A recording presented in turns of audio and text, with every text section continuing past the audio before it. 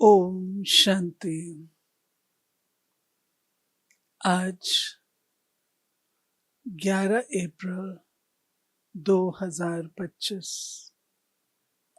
बाप दादा के साकार रूप के चले हुए मधुर महावाक्य हैं। आज की मुरली है कि बच्चे अब ये नाटक पूरा होता है। नाटक पूरा होता है, तुम्हें वापस घर चलना है। अगर घर जाना है तो इस पुरानी दुनिया से ममत्व मिटा देना है। तो बाबा ने आज हम बच्चों को पुरानी दुनिया से वैराग्य, यहाँ तक आज बाबा ने दान का महत्व बताते हुए भी कहा कि कौन सा दान सफल होता है। शायद ये उत्तर किसी को आता हो। बाबा की बहुत डीप धारणा की पॉइंट है। जिस चीज से आपका ममत्व है,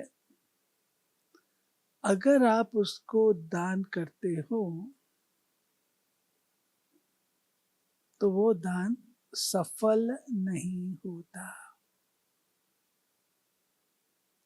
वह दान जो आप निर्मोही होके बिना किसी ममत्व और लगाव के करेंगे, उस दान का महत्व होगा, रिटर्न मिलेगा। अगर दान देकर के स्मृति में आता है मैंने ये दान किया, तो भी हमें प्राप्ति नहीं होती है। इसलिए मीठे बाबा ने आज जो बात कही है उसे हम ध्यान पूर्वक सुनेंगे। सुनते मीठे बच्चे, अब यह नाटक पूरा होता है। तुम्हें वापस घर जाना है। इसलिए इस दुनिया से ममत्व मिटा दो, घर को और नए राज्य को याद करो। प्रश्न है, दान का महत्व कब है? उसका रिटर्न किन बच्चों को प्राप्त होता है? उत्तर है, दान का महत्व तब है जब दान की हुई चीज में ममत्व ना हो। अगर दान किया फिर याद आया तो उसका फल रिटर्न में प्राप्त नहीं हो सकता। दान होता ही है दूसरे जन्म के लिए। इसलिए इस जन्म में तुम्हारे पास जो कुछ है उससे ममत्व मिटा दो। ट्रस्टी होकर संभालो। यहाँ तुम जो ईश्वरीय सेवा में लगाते हो, हॉस्पिटल व कॉलेज खोलते हो, उससे अनेकों का कल्याण होता है। उसके रिटर्न में 21 जन्मों के लिए मिल जाता है। ओम शांति। बच्चों को अपना घर और राजधानी याद है? बोलो, याद है? घर याद है? राजधानी याद है? यहाँ जब बैठते हो तो बाहर के घर घाट, धंधे धोरी आदि के ख्यालात नहीं आने चाहिए। बैठे हैं बाबा के पास और धंधे धोरी को याद कर रहे हैं, बस अपना घर ही याद आना है। अब इस पुरानी दुनिया से नई दुनिया में रिटर्न है। ये पुरानी दुनिया तो खत्म हो जानी है, सब स्वाहा हो जाएगा आग में। आज की डेट के लिए भी बता रखा है ना, 11 अप्रैल के लिए विनाश की डेट। बहुत ये जबरदस्त डेट है आज की 11 तारीख। तो 11 अप्रैल को कुछ ना कुछ होना है। तो बाबा की मुरली तो ये कह रही है, सब स्वाहा हो जाएगा आग में। जो कुछ इन आंखों से देखते हो, मित्र संबंधी आदि, ये सब खत्म हो जाना है। ये ज्ञान बाप ही रूहों को समझाते हैं। बच्चों, अब वापस अपने घर चलना है। नाटक पूरा होता है। ये है ही 5000 वर्ष का नाटक। दुनिया तो है ही, परंतु उनको चक्र लगाने में 5000 वर्ष लगते हैं। जो भी आत्माएं हैं सब वापस चली जाएंगी। ये पुरानी दुनिया ही खत्म हो जाएगी। बाबा बहुत अच्छी तरह हर एक बात समझाते हैं। कोई कोई मनहूस होते हैं, कंजूस, तो मुफ्त अपनी जायदाद गंवा बैठते हैं। भक्ति मार्ग में दान पुण्य तो करते हैं ना। कोई ने धर्मशाला बनाई, कोई ने हॉस्पिटल बनाई। बुद्धि से समझते हैं उनका फल दूसरे जन्म में मिलेगा। बिगर कोई आश अनासक्त हो कोई करे, ऐसा होता नहीं है। बहुत कहते हैं फल की चाहना हम नहीं रखते हैं, परंतु नहीं, फल अवश्य मिलता है। फल की चाहना नहीं रखे वो अलग बात है, लेकिन हर उसका फल तो अवश्य मिलता है। समझो कोई के पास पैसा है, उनसे धर्माऊ दे दिया, तो बुद्धि में ये रहेगा हमको दूसरे जन्म में मिलेगा। अगर ममत्व गया, मेरी ये चीज है, ऐसा समझा, तो फिर वहां नहीं मिलेगा। आपने कोई चीज यज्ञ में दान में दी, फिर आपकी बुद्धि में आता है ये मेरी लाई हुई है, ये मैंने लाया है। अगर ध्यान पर आया तो आप यहाँ पर ही उसका स्वाद ले रहे हो, छोड़ ही नहीं रहे हो, तो फिर सत्युग में कैसे होगा? दान होता ही है दूसरे जन्म के लिए, जबकि दूसरे जन्म में मिलता है, तो फिर इस जन्म में ममत्व क्यों रखते? इसलिए ट्रस्टी बनाते हैं, तो अपना ममत्व निकल जाए।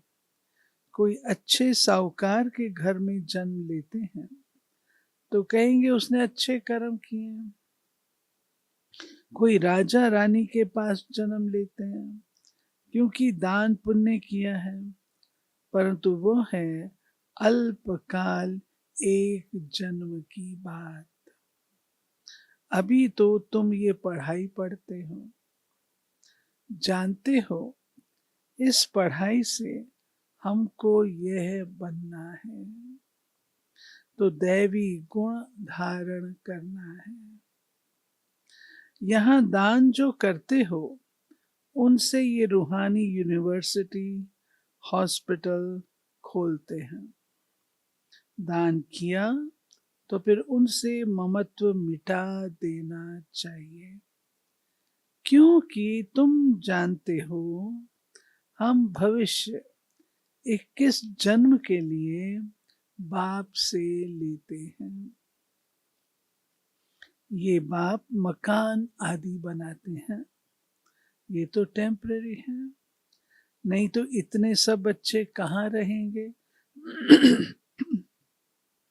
देते हैं सब शिव बाबा को, धनी वह है, वो इनके द्वारा यह कराते हैं। ये मधुबन में मकान बनाने की बात है ना, वह तो छोटा सा था अपना मधुबन, छोटा सा। बाबा बंगलो लेते थे बाहर, जब ज्यादा पार्टी आती थी तो बंगलो लेते थे। लेकिन अब जैसे ऐसे बढ़ता गया, बच्चे बढ़ते गए, फिर अपना स्थान भी होता गया। शिव बाबा तो राज्य नहीं करता, खुद है ही दाता, उनका ममत्व किसमें होगा। अभी बाप श्रीमत देते हैं, मौत सामने खड़ा है। आगे तुम किसको देते थे तो मौत की बात नहीं थी, अब बाबा आया है तो पुरानी दुनिया ही खत्म होनी है। बाप कहते हैं मैं आया ही हूं इस पतित दुनिया को खत्म करने। इस रुद्र यज्ञ में सारी पुरानी दुनिया स्वाहा होनी है। जो कुछ अपना भविष्य बनाएंगे तो नई दुनिया में मिलेगा, नहीं तो यहाँ ही सब कुछ खत्म हो जाएगा, कोई ना कोई खा जाएगा। अगर नहीं करेंगे तो फिर कोई ना, ऐसे मिसाल है बहुत, जिन्होंने संकल्प रखा कि हाँ हम ये करेंगे, यज्ञ प्रति करेंगे, ऐसा करेंगे, परंतु शरीर छोड़ दिया तो फिर थोड़ी कर पाएंगे। फिर जो बाल बच्चे मित्र संबंधी, फिर जैसा उसको चाहिए वैसा करेंगे। इसलिए जीते जी अपने होते जो कुछ करना है वो कर लेना चाहिए, कल की बात पर छोड़ना भी नहीं चाहिए। एक बार रमेश भाई रमेश भाई नहीं बताया था, इसलिए कहीं पढ़ा था, एक भाई था तो हमेशा कहता मैं अपना ये सफल करना चाहता हूँ सफल। तो भाई साहब ने कहा भाई अब तुमने जो सब कुछ सफल करना है कर लो, कर के तो टाल मटोल करता रहा। जब शरीर छोड़ा, ऊपर गया तो बाबा को कहता है बाबा ऐसे ऐसे मैं तो ये करना था, आप मेरे को भेजो तो मैं चेक साइन करके आऊं, मेरे को वापस भेजो तो मैं चेक साइन करके आऊं। तो बाबा ने कहा बच्चे अब तुम यहाँ आ गए हो, फिनिश्ड, खत्म। तो जो करना है जीते जी। बच्चों ने क्या देखा, हाँ कुछ कहते मेरे मरने के बाद, मेरे जाने के बाद, जीते जी बैठे हो ना, सफल करो।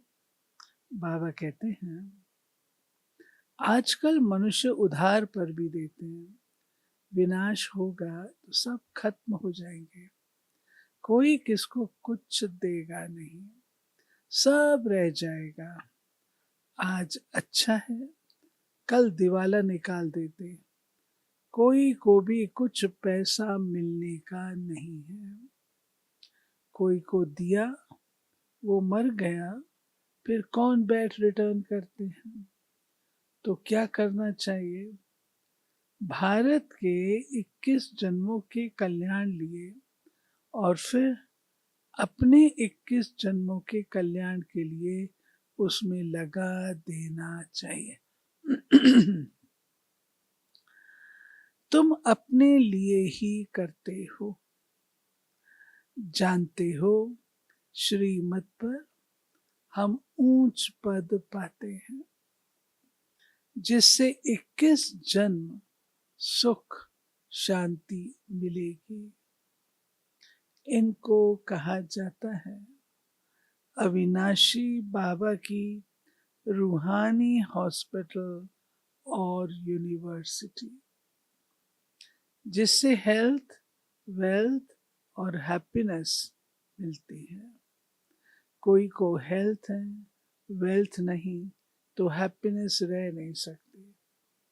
दोनों हैं तो हैप्पी भी रह सकते हैं। बाप तुमको 21 जन्मों के लिए दोनों देते हैं। वो 21 जन्मों के लिए जमा करना है। बच्चों का काम है युक्ति रचना। बाप के आने से गरीब बच्चों की तकदीर खुल जाती है। बाप है ही गरीब निवास। साहूकारों की तकदीर में ही ये बातें नहीं है। और ये सच्चाई है कि जो गरीब सफल कर लेते हैं दूसरों में वो ताकत नहीं। इस समय भारत सबसे गरीब है। जो साहूकार था वही गरीब बना है। इस समय सब पाप आत्माएं हैं। जहाँ पुण्य आत्मा है वहाँ पाप आत्मा एक भी नहीं। वो है सतयुग सतो प्रधान, ये है कलयुग तमो प्रधान। तुम अभी पुरुषार्थ कर रहे हो सतो प्रधान बनने का। बाप तुम बच्चों को स्मृति दिलाते हो तो तुम समझते हो बरोबर हम ही स्वर्गवासी थे। फिर हमने 84 जन्म लिए, बाकी 84 लाख योनियां तो गपोड़ा है। 84 लाख योनि, सोचो तो सही। क्या इतना जन्म जानवर योनि में रहे? ये पिछाड़ी का मनुष्य का मर्तबा है। क्या अब वापस जाना है? बाबा कहते 84 लाख कोई कम थोड़ी होता है। 84 लाख योनियों के बाद मनुष्य जन्म मिलता है और सब हाँ जी करते हैं। अब बाप समझाते हैं मौत सामने खड़ा है। 40-50 हजार वर्ष है नहीं। मनुष्य तो बिल्कुल घोर अंधियारे में है। इसलिए कहा जाता है पत्थर बुद्धि। अभी तुम पत्थर बुद्धि से पारस बुद्धि बनते हो। ये बातें कोई सन्यासी आदि थोड़े बता सकते हैं। अब तुमको बाप स्मृति दिलाते हैं कि वापस जाना है। जितना हो सके अपना बैगेज ट्रांसफर कर दो। बाबा ये सब लो। हम सतयुग में 21 जन्म लिए पा लेंगे। ये बाबा भी तो दान पुण्य करते थे। बहुत शौक था। व्यापारी लोग 2 पैसा धर्माओं निकालते हैं। ब्रह्मा बाबा को शौक था और उनके जो काका थे वो कहते थे एक हाथ से दान दो तो दूसरे को पता ना लगे, इतना गुप्त होना चाहिए। ये भी इम्पोर्टेंट पॉइंट है। कुछ लोग दिखा करके करते हैं और कुछ लोग गुप्त रीति से करते हैं। तो जिसका गुप्त होता है उसका भाग्य अधिक होता है। बाबा कहते हैं बाबा एक आना निकालते थे, 2 पैसे निकालते बाबा एक आना। कोई भी आए तो दरवाजे से खाली ना जाए। अभी भगवान सम्मुख आए हैं, ये किसको पता नहीं है। मनुष्य दान पुण्य करते करते मर जाएंगे, फिर कहाँ मिलेगा। पवित्र बनते नहीं, बाप से प्रीत रखते नहीं। बाप ने समझाया यादव और कौरवों की है विनाशकाली विपरीत बुद्धि, पांडवों की है विनाशकाली प्रीत बुद्धि। यूरोप वासी सब यादव हैं जो मूसल आदि निकालते रहते हैं। शास्त्रों में तो क्या क्या बातें लिख दी हैं। ढेर शास्त्र बने हुए हैं ड्रामा प्लान अनुसार। इसमें प्रेरणा आदि की बात नहीं। प्रेरणा माना विचार। बाकी ऐसे थोड़े बाप प्रेरणा से पढ़ाते हैं, बाप समझाते हैं। ये भी एक व्यापारी था, अच्छा नाम था, सभी इज्जत देते थे। बाप ने प्रवेश किया और इसने गाली खाना शुरू कर दी। शिव बाबा को तो जानते नहीं, ना उनको गाली दे सकते हैं। ब्रह्मा बाबा की अपनी जीवन तो बहुत श्रेष्ठ थी, बहुत ऊंची थी, लेकिन जब शिव बाबा ने प्रवेश किया तो गालियां मिलनी शुरू हो गई। क्यों? क्योंकि नया ज्ञान था। नया ज्ञान था, उसके साथ साथ काम क्रोध लोभ मोह अहंकार छोड़ना है, ये बात थी। तो सब परेशान होते थे, ये क्या, तो गाली देते थे। ये दादा जो है यही ऐसा है, यही जादूगर है, यही कुछ करता है।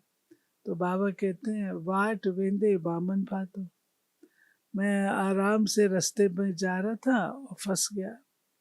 तो बाबा कहते शिव बाबा को तो जानते नहीं, वो तो गुप्त है, दिखता नहीं है, तो उसको तो गाली देते नहीं, गाली देते हैं तो मेरे को। तो गाली ये खाते हैं।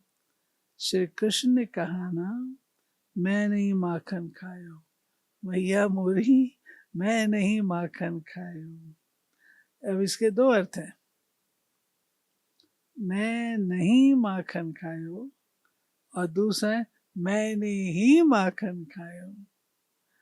ये भी कहते हैं काम तो सब कुछ बाबा का है, मैं कुछ नहीं करता हूँ, जादूगर वो है, मैं थोड़े ही हूँ। मुफ्त में इनको गाली दे देते हैं। हमने कोई को भगाया क्या?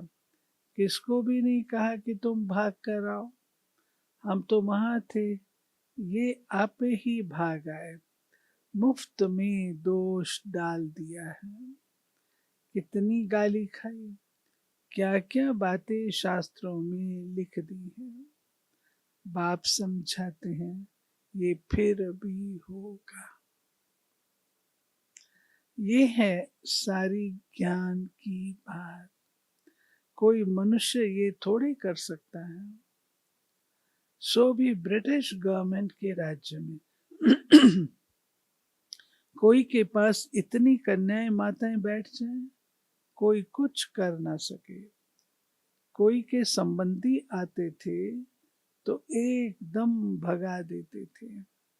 बाबा तो कहते थे भल इनको समझा कर ले जाओ, मैं कोई मना थोड़े करता हूँ, तो किसकी हिम्मत नहीं होती थी। थे ना भैया, हमारे घर की बच्ची आपके पास आई है, आपने तो बाबा कहते मैंने थोड़ी बुलाया, आप ले जाओ अपनी बच्ची को, ले जाओ, आप समझा करके ले जाओ, मैं तो नहीं कहता हूँ। लेकिन वो जो लगन थी, ईश्वरीय लगन, जो दादियों को उस समय बाबा ने, शिव बाबा ने खींचा, तो बाबा कहते इसमें मैं क्या कर सकता हूँ, मैं तो कुछ नहीं कर सकता। बाप की ताकत थी ना, नथिंग न्यू, ये फिर भी सब होगा। गाली भी खानी पड़े। द्रौपदी की भी बात है, ये सब द्रौपदियां और दुशासन है, एक ही बात नहीं थी। शास्त्रों में ये गपोड़े किसने लिखे? बाप कहते यह भी ड्रामा में पार्ट है। आत्मा का ज्ञान ही कोई में नहीं है, बिल्कुल ही देह अभिमानी बन पड़े हैं। देही अभिमानी बनने में मेहनत है। रावण ने बिल्कुल ही उल्टा बना दिया है। अब बाप सुल्टा बनाते हैं। देही अभिमानी बनने से स्वतः स्मृति रहती है, हम आत्मा हैं। ये देह बाजा है बजाने लिए। ये स्मृति भी रहती है तो दैवी गुण भी आते जाते हैं। तुम किसको दुख भी नहीं दे सकते। भारत में ही इन लक्ष्मी नारायण का राज्य था। 5000 वर्ष की बात है। अगर कोई लाखों वर्ष कहते हैं तो घोर अंधियारे में है। ड्रामा अनुसार जब समय पूरा हुआ है तब बाप फिर से आया है। अब बाप कहते हैं हमारी श्रीमत पर चलो। मौत सामने खड़ा है, फिर अंदर की जो कुछ आश है वो रह जाएगी। मरना तो है जरूर। ये वही महाभारत लड़ाई है। जितना अपना कल्याण कर सको उतना अच्छा है, नहीं तो तुम हाथ खाली जाएंगे। सारी दुनिया हाथ खाली जानी है। सिर्फ तुम बच्चे भरतू हाथ अर्थात धनवान हो जाते हो। इसमें समझने की बड़ी विशाल बुद्धि चाहिए। कितने धर्म के मनुष्य हैं, हर एक की अपनी एक्ट चलती है। एक की एक्ट न मिले दूसरे से। सबके फीचर्स अपने अपने हैं। कितने सारे फीचर्स हैं, ये सब ड्रामा में नूंद है। वंडरफुल बातें हैं। अब बाप कहते हैं अपने को आत्मा समझो। हम आत्मा 84 का चक्कर लगाते हैं। हम आत्मा इस ड्रामा में एक्टर हैं। इनसे हम निकल नहीं सकते, मोक्ष पा नहीं सकते। फिर ट्राई करना भी फालतू है। बाप कहते हैं ड्रामा से कोई निकल जाए, दूसरा कोई ऐड हो जाए, ये हो नहीं सकता। इतना सारा ज्ञान सबकी बुद्धि में रह नहीं सकता।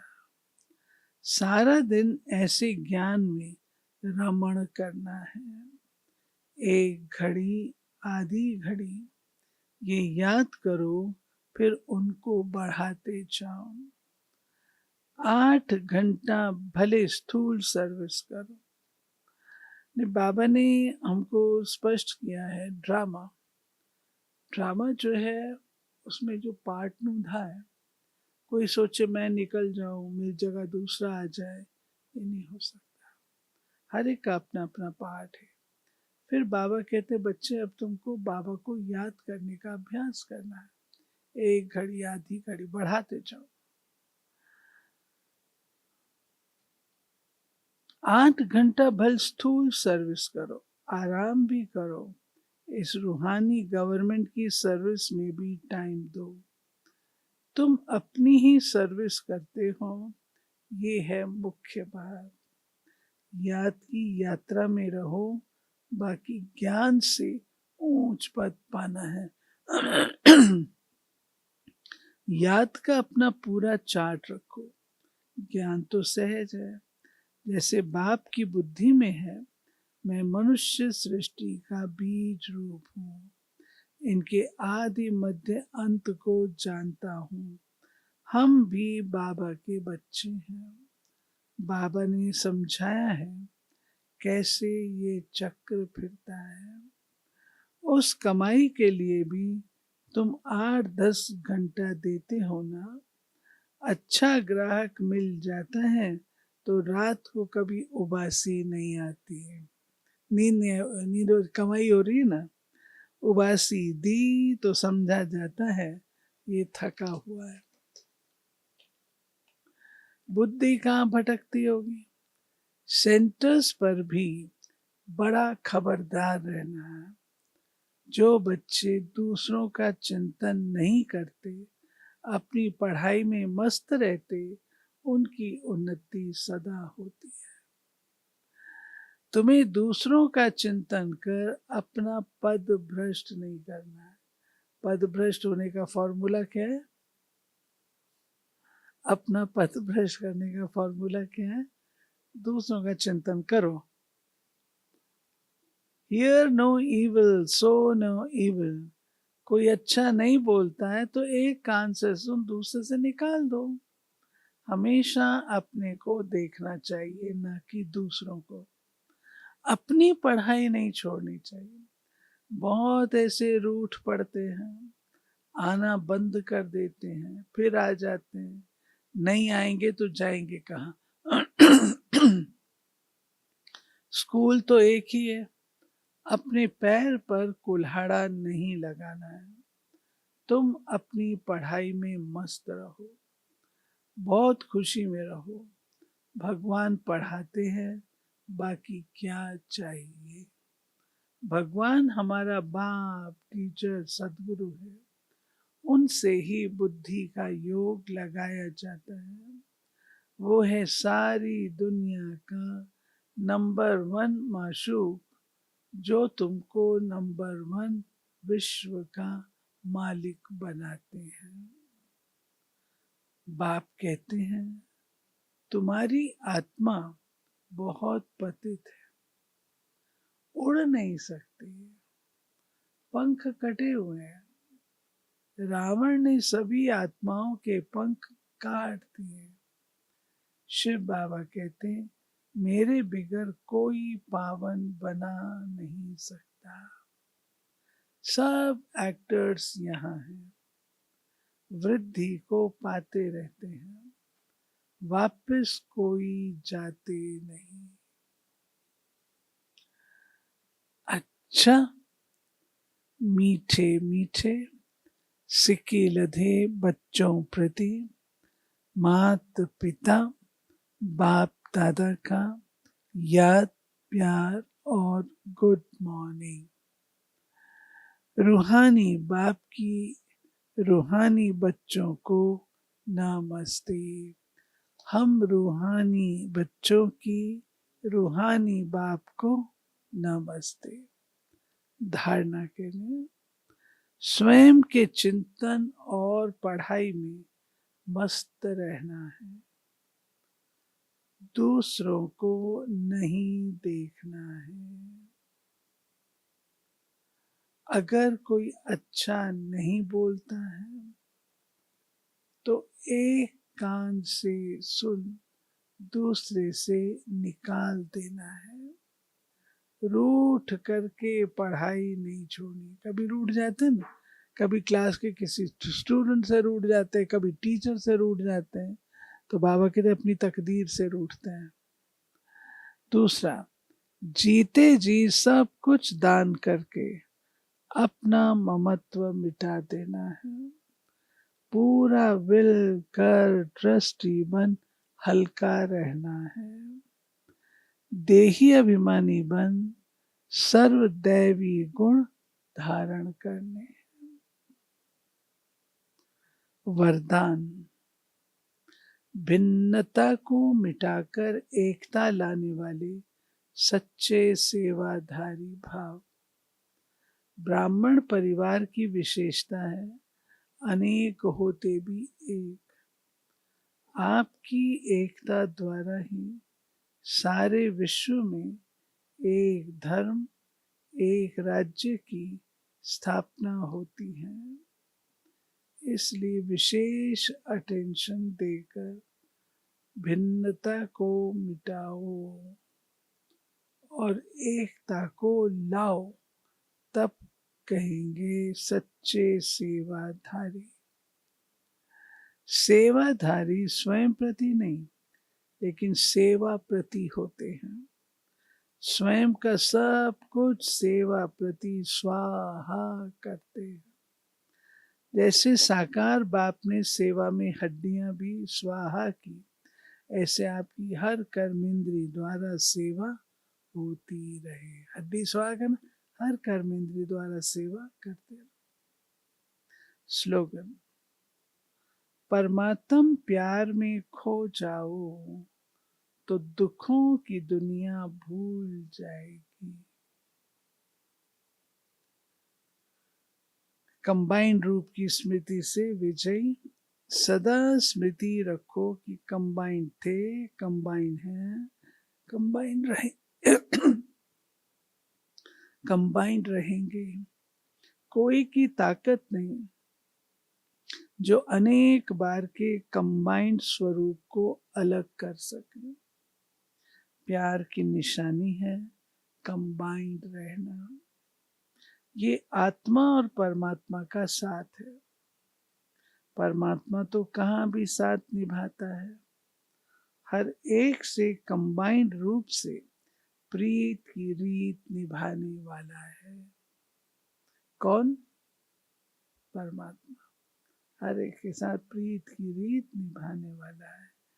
कंबाइंड रखेंगे तो कंबाइंड रहेगा, छोड़ देंगे तो छूट जाएगा। अच्छा, ये थी बाबा की आज वैरायटी। देखिए, बाबा जो हम बच्चों को बारंबार कहते हैं कि बच्चे स्वचिंतन स्वचिंतन, दूसरे का चिंतन नहीं करो। आज तो बाबा ने बहुत जबरदस्त बात कही। किसको याद है? बोलो बोलो।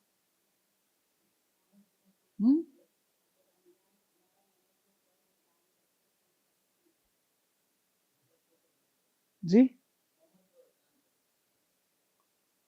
हाँ बोलो। बाबा ने बहुत जबरदस्त बात आज कही है। अगर दूसरे का चिंतन करते हैं तो पद भ्रष्ट हो जाता है। अगर दूसरे का चिंतन करते हैं तो पद भ्रष्ट हो जाता है। अपने से अटेंशन चला गया ना, अपने से अटेंशन गया तो दूसरों पर गया। तो दूसरे की जिंदगी पढ़ते रहो बैठ करके, दूसरे की जिंदगी देखते रहो, खुद क्या बनेंगे फिर? बाबा देगा हमको कुछ? क्यों देगा?